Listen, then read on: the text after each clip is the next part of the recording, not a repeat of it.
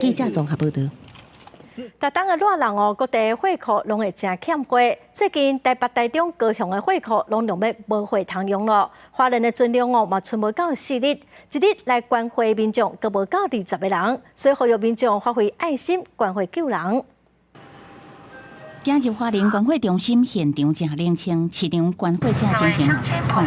虽然便利社地方有一寡社团会发动关货活动，不过情况也是无改善。每天都只有大概20位左右的民众来捐血而已，但是我们每一天呢，供给医院大概有125袋左右的血才会足够哈，那是有严重的那个缺口存在。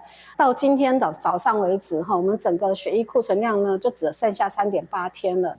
根据关会中心的资料，花莲血液库存量 A 型敢若剩3.7天 ，O 型剩3.1天 ，AB 型剩3天。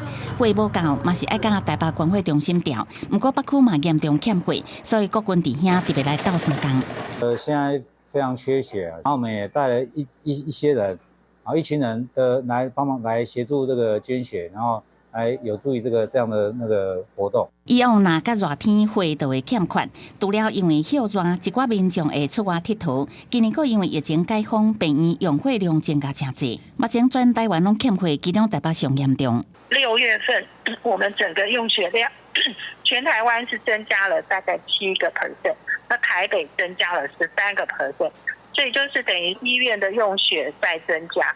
可是现在7月份学校又开始放暑假，我们整个捐入的量就缩减了，所以现在目前是达到一个捐跟供不太平衡的状况。根据台湾血液基金会资料，目前台北 A 型、O 型、AB 型的血，也有台中 A 型、B 型、O 型，也有高雄4种血型库存量拢真欠缺，呼吁民众会当来到关血。记者综合报道。